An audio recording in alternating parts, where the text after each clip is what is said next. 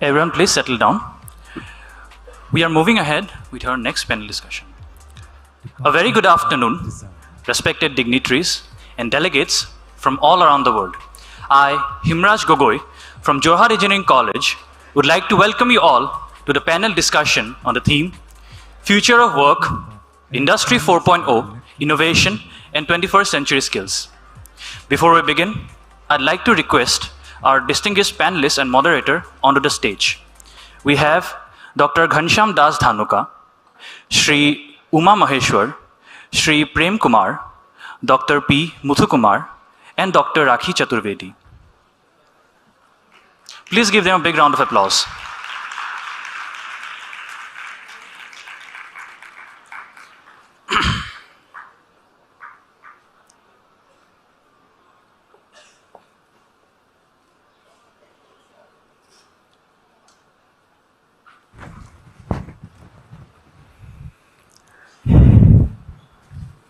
Thank you.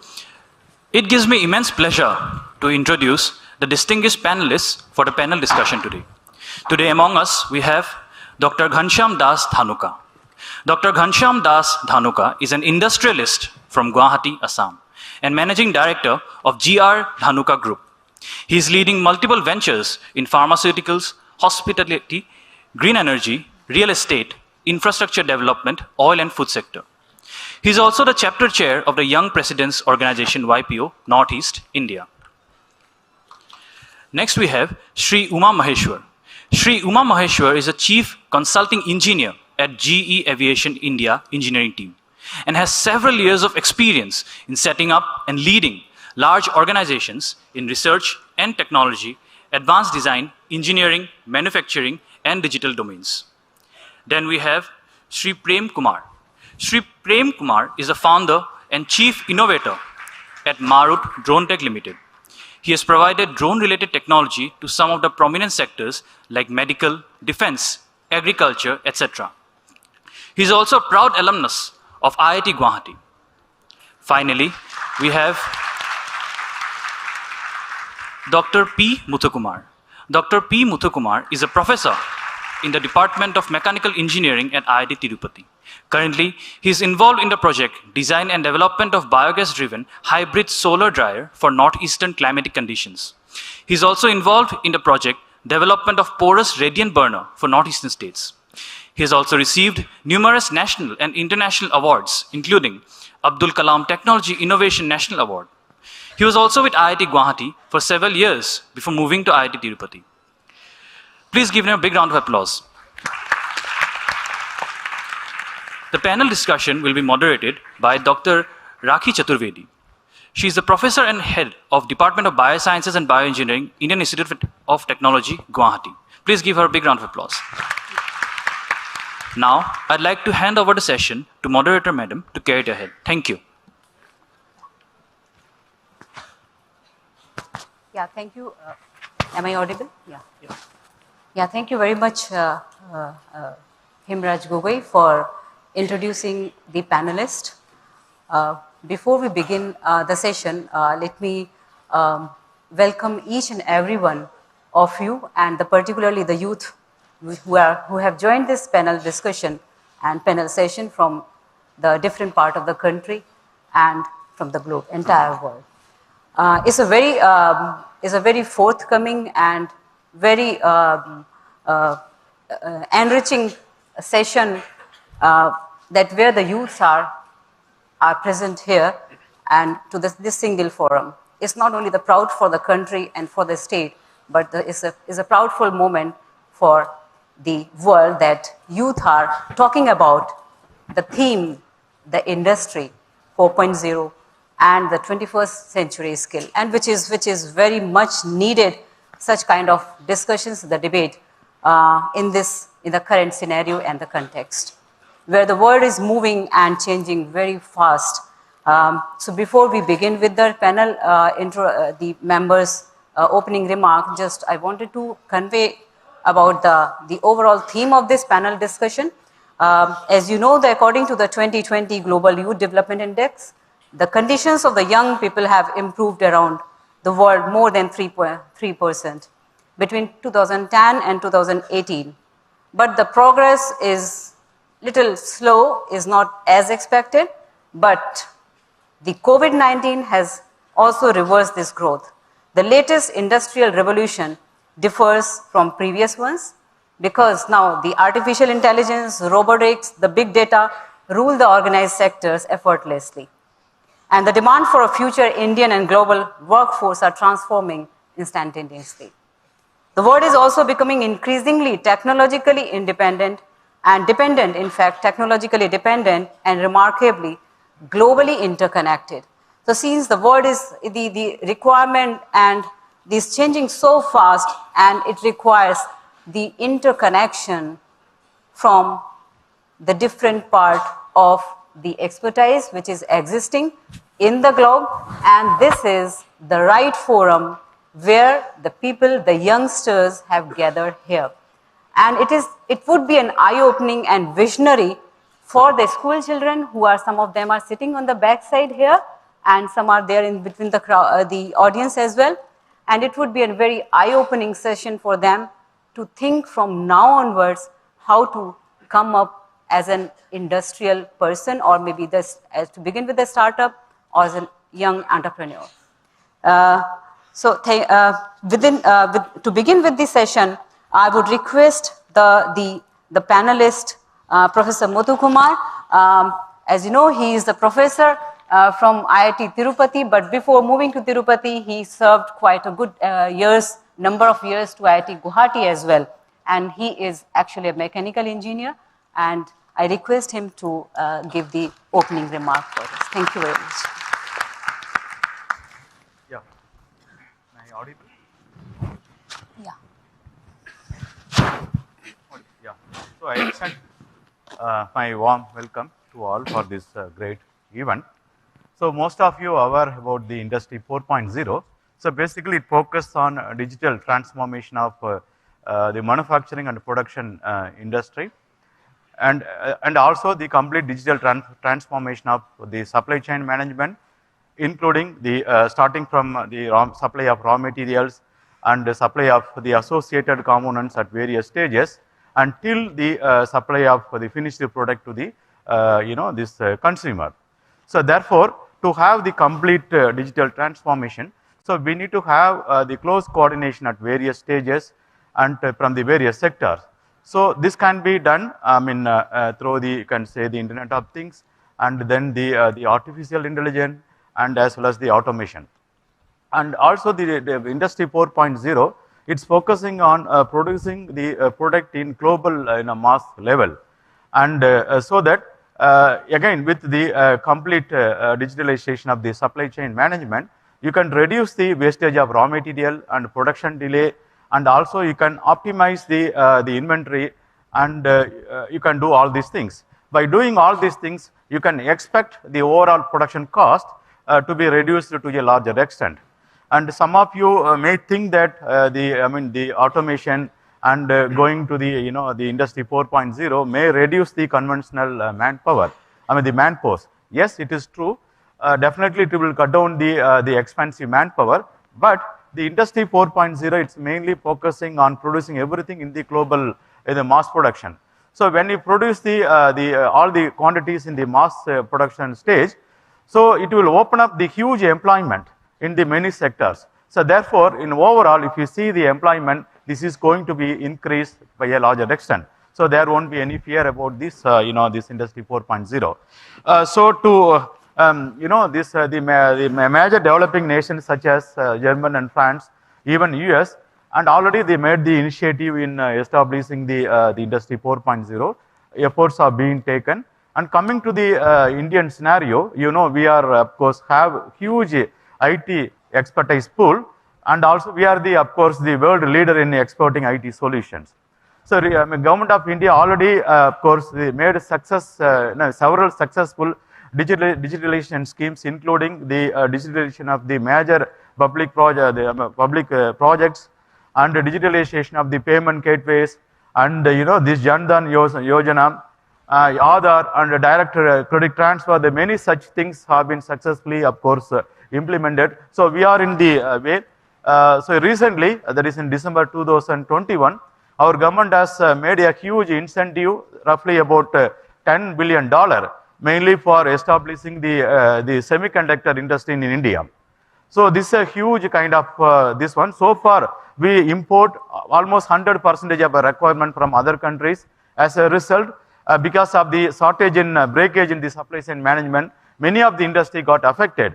So maybe in a year, maybe in next 3 years from now, so you can see India will be you can see the leading exporter of semiconductor device to the other globe. And we are going to, of course, have a huge manpower, requirement in this area. Yes, already we trained nearly about 60,000 manpower in catering the various needs of semiconductor industry. And again, we are going to add up another 20 to 30K, you can say the expertise, the manpower in this, industry in the upcoming years. And again, our curriculum, we also made a lot of effort in revising the curriculum, particularly in the engineering and the technical curriculum towards the need of Industry 4.0. There are several such courses. For example, you can say the artificial AI and smart manufacturing, robotics, and even the data analytics. Many such courses have been, of course, initiated, started in the last 1.5 years. Maybe in the next 3 to 4 years, we are going to have the huge, you can say the talents in this area. So definitely all this, the manpower will be getting the huge opportunities in the upcoming years. So in addition to that, to sensitize the importance of Industry 4.0, we also, of course, set up the several initiatives such as the Center for Industry 4.0 and then the Center for, you can say, Smart Advanced Manufacturing and Rapid Transformation Hubs through the Ministry of through the Department of Heavy Industry and all these things. All these the initiatives will provide and sensitize the importance of Industry 4.0 and also provide adequate training to the manpower by establishing the demonstration hub across the India. So the big players, for example, the Tata groups, even these Vedanta groups, already they have shown and taken initiative in establishing the semiconductor industry in India through their joint venture. This is going to come. So I am sure that maybe in the next, in the upcoming maybe next 2 to 3 years, we are going to be the leading, you can say, the exporter of semiconductor industry in semiconductors, to the other countries. So therefore, the India's vision to achieve about 5 trillion economy by 2025 will be, of course, accomplished through this, this Industry 4.0 and as well as the rapid, growth in the semiconductor industry. So to have the Industry 4.0, I mean, to achieve this, the concept of Industry 4.0, we need to have uninterrupted, you can say, the clean power. That is more important. So to in line with now our country is promoting and also making huge investment on on generating power from the renewables, and right now we have nearly about 40% of share, more than 40% of share from the renewables. It is going to increase by about 50% maybe in about couple of years. So when you transform your energy sector from the non-conventional source to, I mean, the fossil fuel based energy source to the renewable source, so you need to have the infrastructure for energy storage. As you know, renewables are not available throughout the day. Again, it is a seasonal basics. So therefore, the storage is the major, key challenge. So recently, again, our government has announced about 17,000 crore, the funding for developing the hydrogen infrastructure. So through this, we are going to set up the huge hydrogen production center at the different parts of world, and then creating the other hydrogen infrastructure, and which can be, of course, used by both industry as well as the transport sector. So in this sector also, again, it's going, the huge opportunities going to come for all the young peoples. And again, we are also, taken the major initiatives in establishing the, establishing the R&D efforts in the energy materials, energy storage, and several such programs are already been, of course, announced. And so this is about the, this one. Again, we are also doing lot of initiative, and we are promoting lot of startups in the battery industries and thermal management issues in the batteries industries. So coming to the students, the student level and particularly the young people, we have several programs for, for the initiating the entrepreneurship at the students level.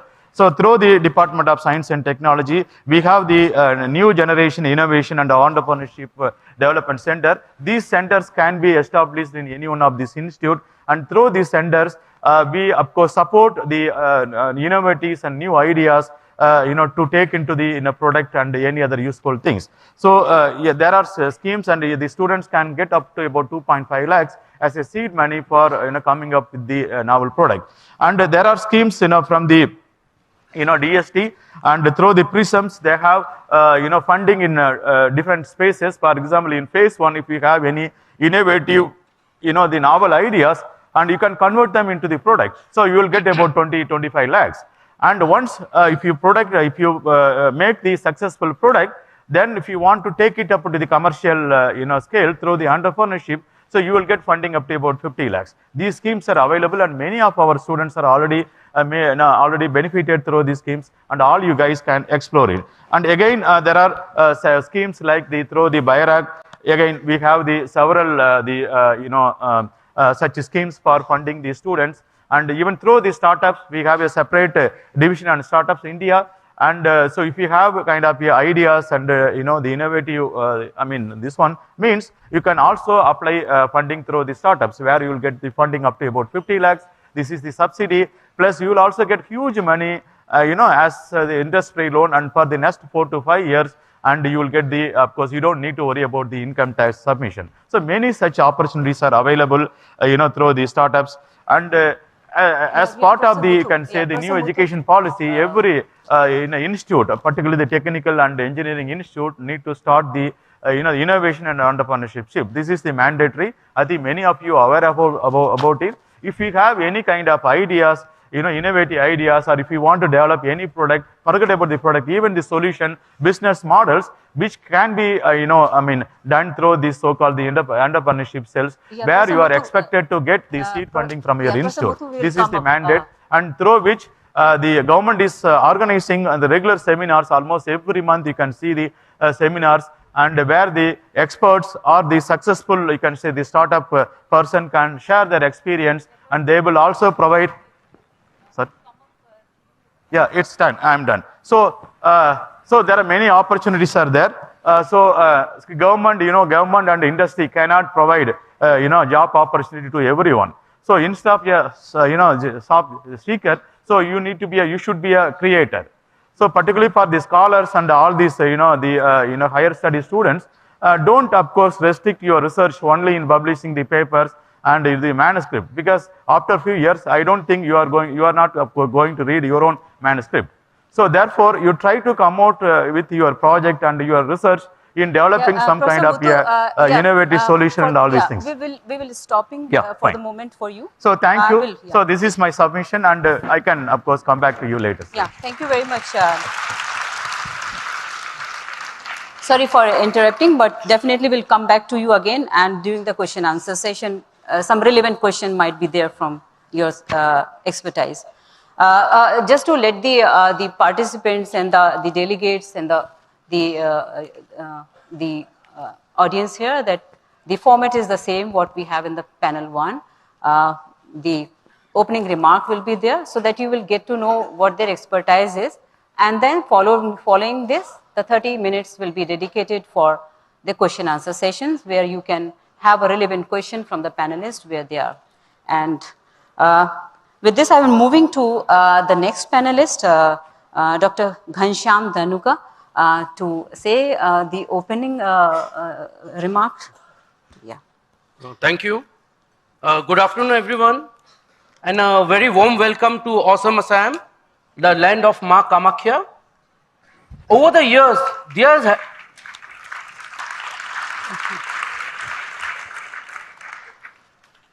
Thank you.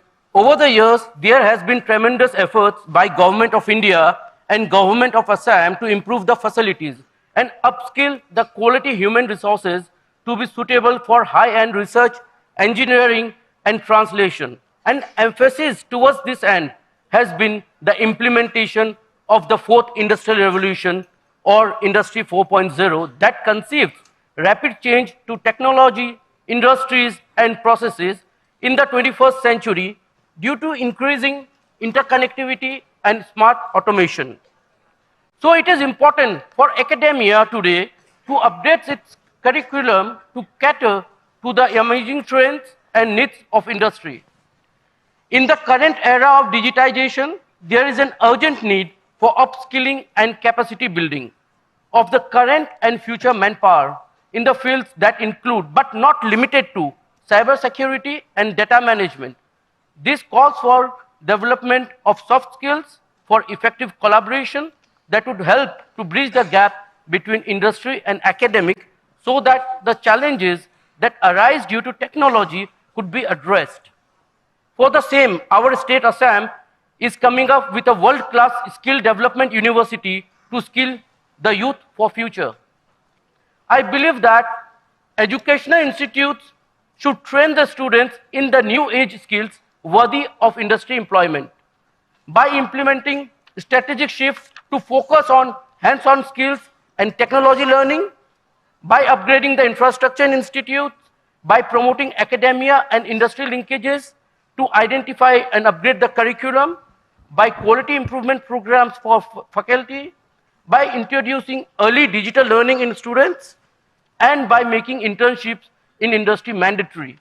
This would not only facilitate the ability of the future workforce to expand their skill sets, but would also help in the overall growth of the institute and would result in enhanced student placement, improved university ranking, improvement of faculty research and innovation opportunities, and expansion of academic streams into new areas with industry participation.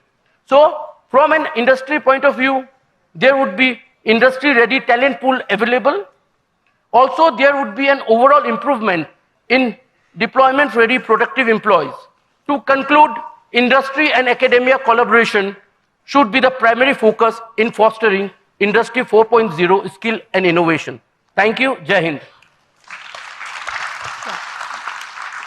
Thank you very much, Dr. Ghanshyam.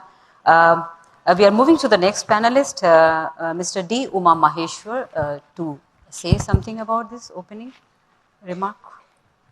Thank you. Yeah. Good afternoon, everyone. I said good afternoon. Yeah. I think we have a few more hours for lunch, and I think we still have a lot of energy in us. So I just want to ask, since I see a lot of young members in this conference, how many of you are having this question mark on your face that what happens to the jobs? I know the young lady there asked this question, but how many of you are wondering, what is the future? What would happen to me and the society and the people at large? Can you please raise? Majority. Great. That makes this discussion really interesting. So since I come from aerospace industry, there's a buzzword, and anybody who knows about this, please raise the hand. It's called CAVU, C-A-V-U. Anybody knows about it? Okay, in simple words, it's ceiling and visibility unlimited. When you want to take a flight, you want to make sure that you can see the distance and you don't have any ceiling restrictions so that you have a safer flight. So it's around 10 miles and 10,000 feet. But just reverse these letters. CAVU has become VUCA. Volatile, uncertain, complex, ambiguous, and that's the world that we are living in. I know that we are all talking about Industry 4.0, and we have just started our journey, just 10 years approximately. But if you really look at, this is just the beginning, and there's already a discussion of Industry 5.0, by the way. Okay? So the point I'm making is, today's normal is to live in disruption, not just to survive. I think we are all discussing, how do I survive? Let's change the context. Let's think of how do we prosper in disruption, not just survive. Because, and I just want to give you, my perspectives in three aspects. We will unfold a little bit about this whole Industry 4.0, not so much in detail, but just to take away and have some real understanding of what it really means to us, and then talk about the present, and then I want to share 3 solutions to prosper in the Industry 4.0. Okay?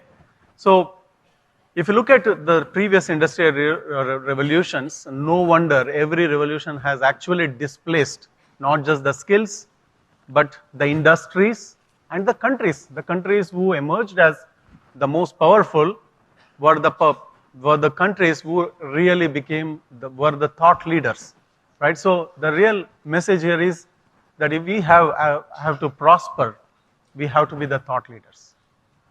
And it created new economies, new countries, whether it is US, UK, Japan. Every industrial revolution shows that there were certain set of countries and the industries, and behind those there are some individuals or thought leaders who really paved that way. And the same thing applies to Industry 4.0, although it's very, very complex. And there is no choice for us. We have to really understand, then take it forward. And although we may have a lot of pessimism and negativity, but let's face it, every industrial revolution made the quality of life better. Think about human beings spending so much of mechanical, work and becoming sick. So, at the end of the day, it's a good thing for the humanity.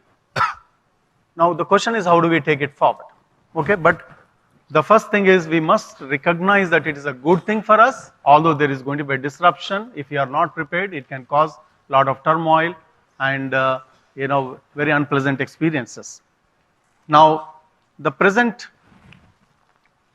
world, if you look at, I want to give an example of aerospace industry which I came from. How it is really changing the whole world. It's the same thing which is applied to every industry. I think you see a common theme because of Industry 4.0 and the digital technologies, something called democratization. Democratization of everything, which means every one of us, irrespective of where we belong in the planet Earth, we would have a fair opportunity. This is something that human beings could never ever achieve. There used to be always supremacy and domination of people, countries, etc., etc. Now, we are going to really enable this through Industry 4.0. It's a great theme, great thing. For example, aerospace. It was always dominated by few countries.